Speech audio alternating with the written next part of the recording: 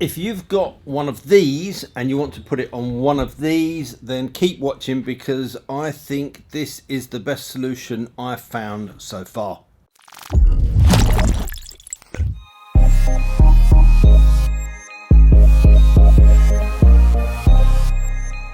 Peak Design may be an unfamiliar name to you unless you're into photography, because there is where they made their name. I've used their bags, straps, clips and mounts for a long time now, so when I saw their phone mounts and products released, I was very keen to try them out. To get started, of course, you'll need a case, and I chose one of their everyday loop cases for my iPhone. The cases incorporate Peak Design's unique attachment mechanism, which they call Slim Link. Essentially, it's a recess with a ceramic lip. So the cases are not only MagSafe compatible, they also offer a very secure locking mechanism to attach these to your motorcycle. The easiest way to describe it is actually to demonstrate it. The phone very simply snaps onto the mount, which in turn clicks into place on the Slim Link. The phone can only be removed by pressing the tabs on the back of the mount, and this combination of locking mount and magnets make it super strong.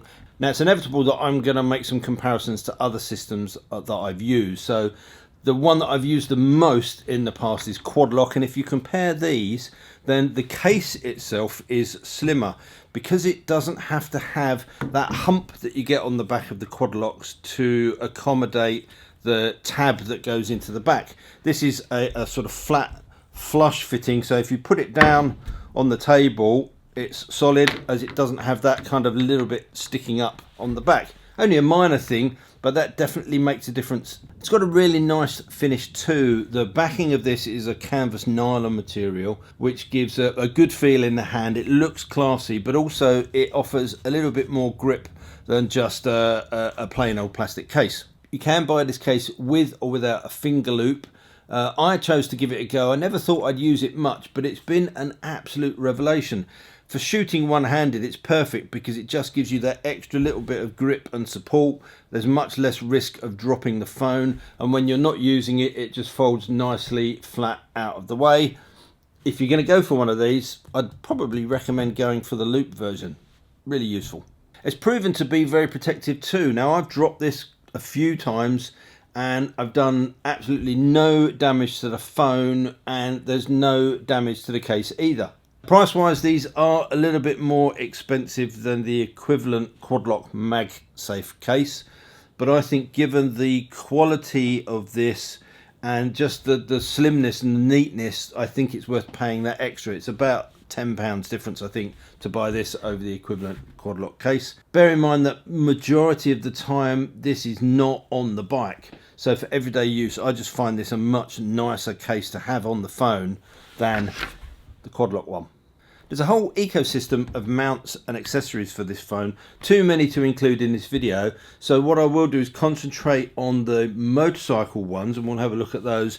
But there are a couple of kind of lifestyle accessories that I picked up which I found to be invaluable. Now, I will admit that I don't use my phone for navigation religiously. On the Africa Twin, I had a mount with a Garmin Zumo mounted full time, so generally if I wanted navigation, that's on the bike there ready to go. And I use this more often when I'm collecting press bikes, because I want something that's quick and easy. I can have it in my pocket and I want to mount it on the bike as quick as I can and switch it from bike to bike. So to go with this, I chose the ball mount.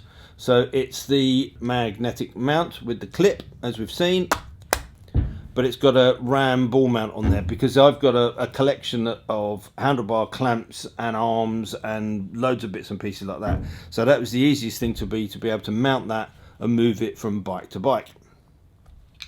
But there are quite a few other mounts and clamps in the range. Probably easier for me to leave you a link in the description to go away and look at those, as opposed to try to cover them all off in this, because it very much depends on what bike you have and how you want to mount this. But there does seem to be a solution for pretty much every scenario out there.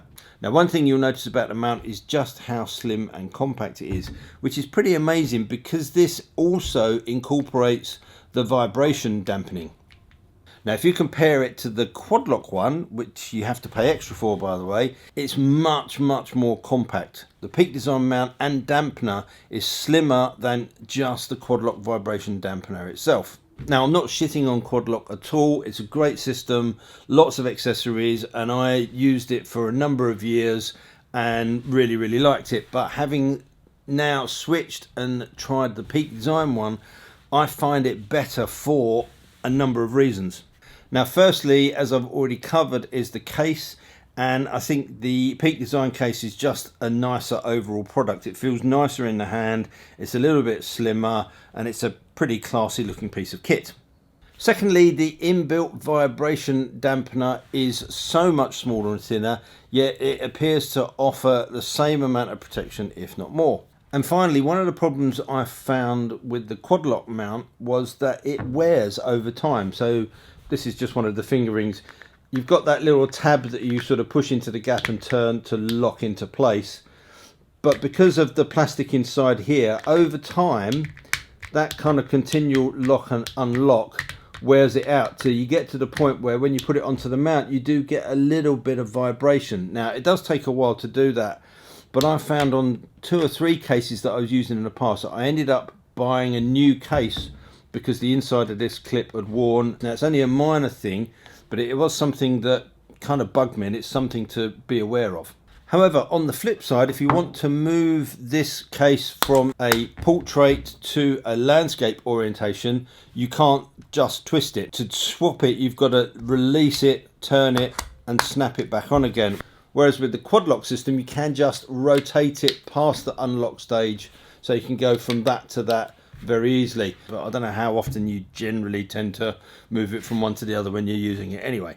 As I mentioned, there's a host of motorcycle mounts, and I've recently upgraded from the standard ball mount to the powered version. This features a MagSafe charger in the body, which is fed by a USB-C cable. As I mentioned earlier, I've also found some other accessories in the ecosystem that have been really handy. I've got a charging stand that sits on my bedside cabinet, so I just slap the phone onto this magnetically and it charges it. Very handy. The wall adapter is great. Adhesive pads stick it to the wall, and it provides a handy magnetic mount for your phone. You can sort of mount these around the house.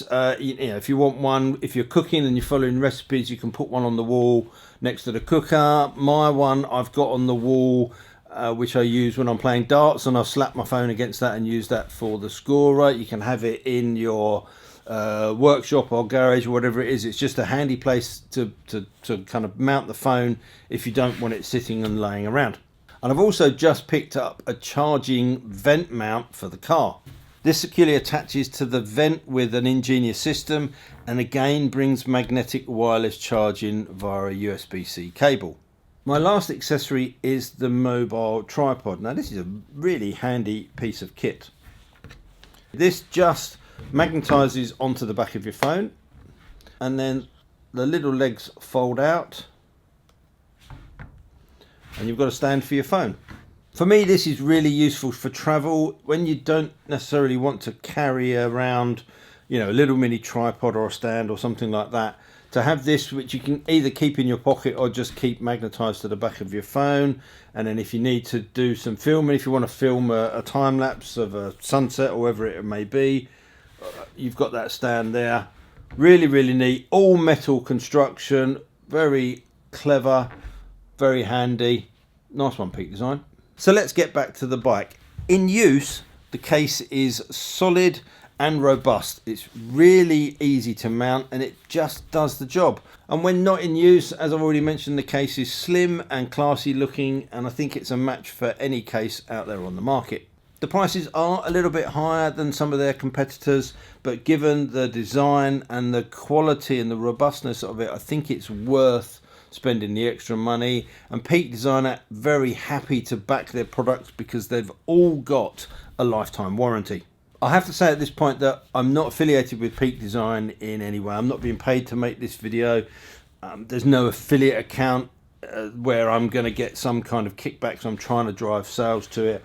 It's just a system that I used, and I found it to be really good, and I wanted to share that with you. And also, as I've mentioned, there is a link to Peak Design in the description.